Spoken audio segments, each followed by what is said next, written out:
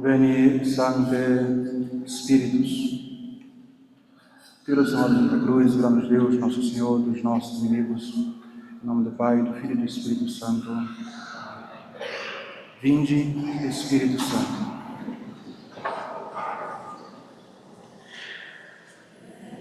Reverendíssimo Padre Ednei, caríssimos irmãos, hoje celebramos a festa do Divino Espírito Santo. Veni, Sancte Spiritus. Cantamos hoje alegres.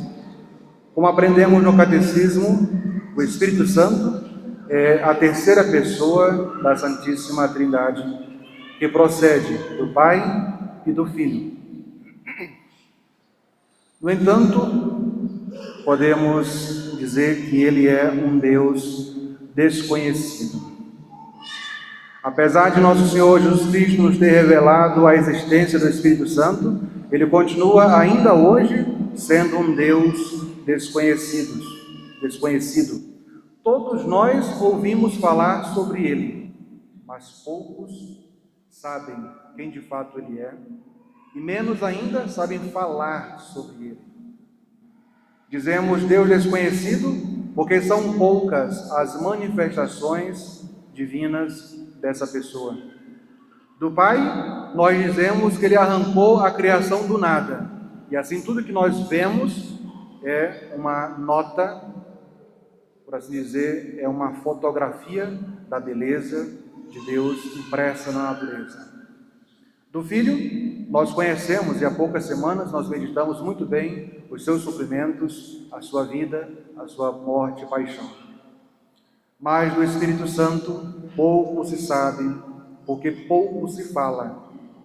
A criação e a redenção são obras externas a nós, estão fora de nós. Nós podemos com muita facilidade perceber a criação. Já a redenção são obras que atingem-nos diretamente. Nós sentimos os efeitos da redenção operada pela paixão de Jesus. Ou seja, a obra do Pai, atribuída ao Pai, e a obra do Filho, atribuída ao Filho, são coisas fáceis para nós percebermos. Mas a obra do Espírito Santo é diferente. É uma obra interna, dentro de nós, porque é operada na alma de cada um de nós. Por isso, é difícil perceber os efeitos, a construção desse edifício dentro de cada um de nós, operada pelo Divino Espírito Santo. Essa obra chama-se santificação. Somente 3 vezes o Espírito Santo se manifestou de modo sensível. A primeira vez em forma de pomba, no batismo de Jesus, em forma de nuvem do Tabor e em forma de fogo no dia de hoje, Pentecostes. E mesmo assim, foram manifestações passageiras. Não é que essa é a forma do Espírito Santo, não. Ele se manifestou dessa forma e passou. É desconhecido o Espírito Santo, por isso ele é pouco amado. É desconhecido por falta da exposição da doutrina acerca de sua pessoa divina.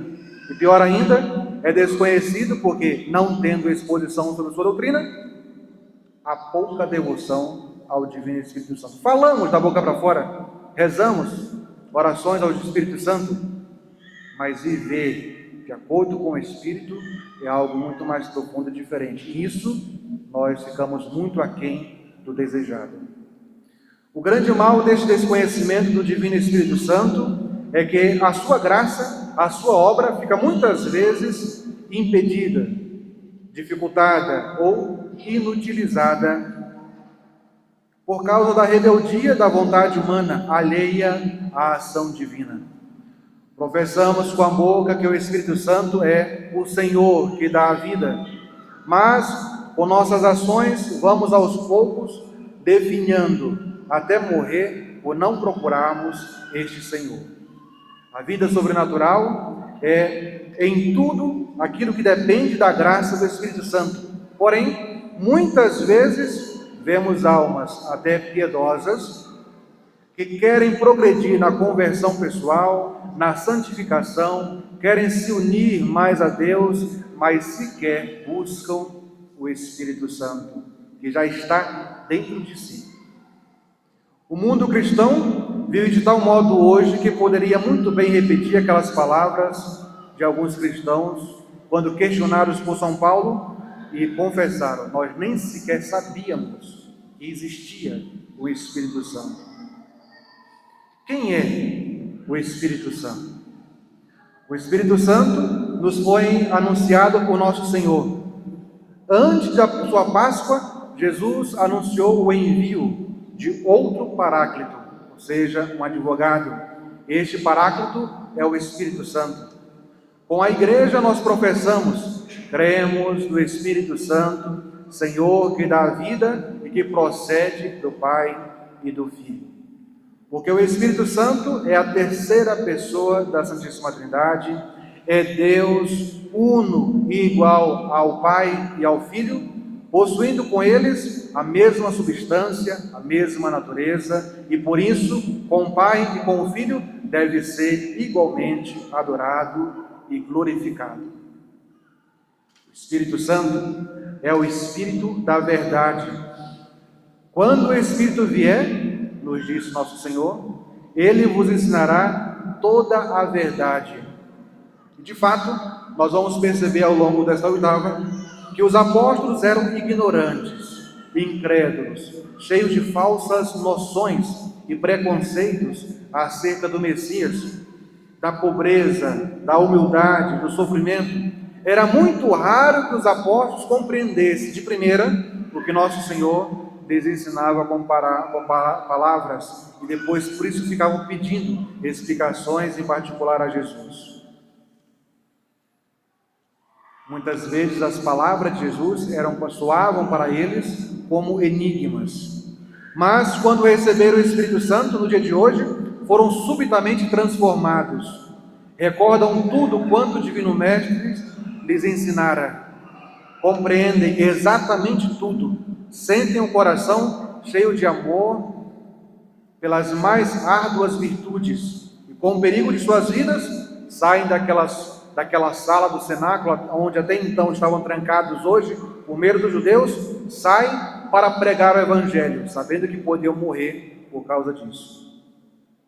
O Espírito Santo é também o Espírito da santidade, é a fonte e o princípio de toda a santidade.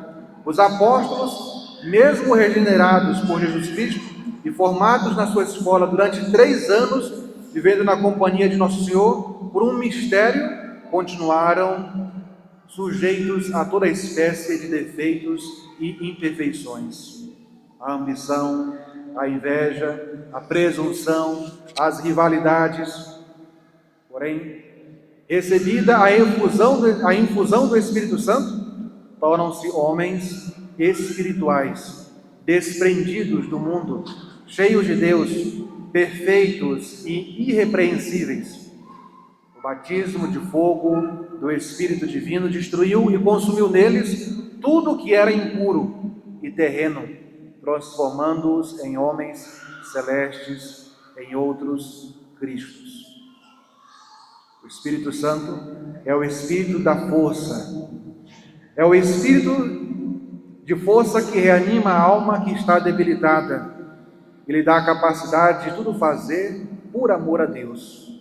Os apóstolos, até então fracos, tímidos e vacilantes, assim que receberam o Espírito Santo, foram transformados, revestidos da virtude do alto, sobrenatural e divina. Abrasados de amor divino, pregam Jesus crucificado, como ouvimos na epístola. Censuram os judeus pelo deicídio cometido, confessam ousadamente o Divino Mestre diante dos tribunais e falam conforme lhes vai sendo sugerido pelo próprio Espírito Santo, porque não eram eles que falavam, mas o Espírito Santo que falava neles. E consideram-se felizes em sofrer pelo nome de Jesus as flagelações, as prisões, a morte. Ao Divino Espírito Santo cabe a grande missão da nossa santificação, como também aconteceu com os apóstolos. E em nós, de modo particular, essa santificação se dá especialmente pelos dons divinos.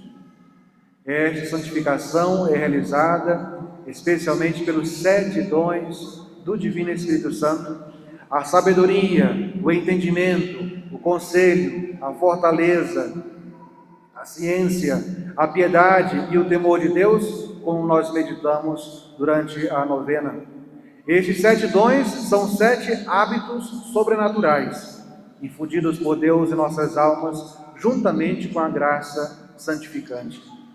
A palavra dom significa que é algo dado unicamente pela bondade e vontade do doador, sem que haja nenhuma correspondência ou merecimento na pessoa daquele que recebe. Ou, em outras palavras, é algo dado gratuitamente. Admiremos, caríssimos irmãos, com profundo respeito, o augusto septenário, o número 7 desses dons, que está impresso em toda a obra da nossa salvação e da nossa santificação. São 7 as virtudes que tornam a alma agradável a Deus. São 7 os dons do Espírito Santo que encaminha a alma ao seu fim. São 7 os sacramentos comunicados pelos frutos da encarnação e da redenção de Jesus Cristo. E, finalmente, após 7 semanas da Páscoa, o Espírito é enviado à terra para estabelecer e consolidar nele o reino de Deus. Por isso, não nos surpreende que Satanás tenha tentado sacrilegamente parodiar a obra divina, opondo a esse septenário sagrado o horrível septenário dos 7 pecados capitais. Deus, nos diz São João, é amor. E quem permanece no amor, permanece em Deus e Deus nele. O amor, portanto, é outro nome do Espírito Santo, porque ele nasce, por assim dizer, desde a eternidade, na eternidade, pela união, pelo amor do Pai e do Filho. E o amor é o resumo da obra desta divina pessoa. Por isso, nosso Senhor disse que é pelo amor que seremos reconhecidos como seus discípulos. Como podemos saber se de fato nós amamos a Deus? Jesus já nos respondeu no Evangelho: se alguém me ama, guardará as minhas palavras. Guardar as palavras de Jesus é, portanto, observar os seus direitos, fazer o que ele manda, abster-se de tudo que ele proíbe, fazer sempre a sua vontade, cumprir os próprios deveres de Estado. Eis o sinal do verdadeiro e sincero amor a Deus, fruto do Espírito Santo. Qual é a recompensa para quem ama a Deus? Para quem abre o coração e deixa o Espírito Santo reinar e nos governar desde o centro do nosso coração. Nosso Senhor também já nos disse: aquele que me ama e guarda as minhas palavras será amado por meu Pai, e eu também o amarei e me manifestarei a ele. Meu Pai o amará e nós viremos a ele e nós faremos nele morada. Só Deus podia fazer tal promessa e cumpri-la de um modo verdadeiramente divino. E a realização dessa morada divina cumpre-se hoje com a festa do Espírito Santo. Caríssimos irmãos, peçamos humildemente a Nossa Senhora que purifique e prepare os nossos corações para que o Espírito Santo se digne descer nesta Santa Missa, também em cada um de nós, em nossos corações, em nossa alma, com uma nova efusão da sua graça, para nos fortalecer e produzir em nossas almas os efeitos santificantes que operou nos apóstolos. Que o santificador das almas nos transforme com a sua divina virtude, para que, vivendo de uma forma digna de Deus neste mundo, mereçamos um dia a felicidade eterna, onde finalmente poderemos contemplar a face deste Deus hoje, que ainda hoje permanece desconhecido. Que Deus nos ajude. Em nome do Pai, do Filho e do Espírito Santo. Amém.